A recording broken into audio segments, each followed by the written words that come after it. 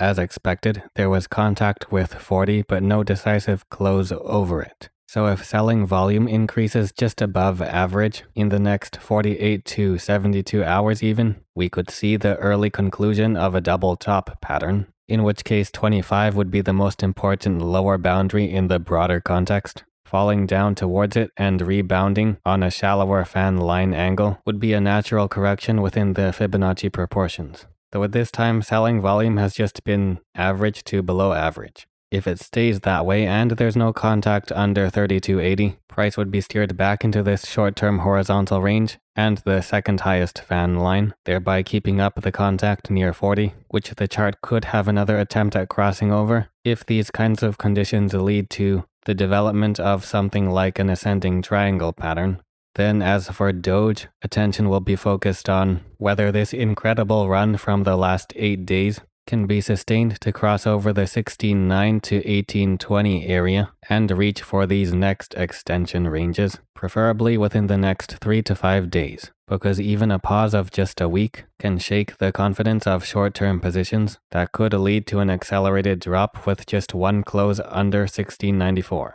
To begin a drop towards the 1442 level, but ideally the best correction would be down to 1213 to rebound back along the highest Fibonacci fan line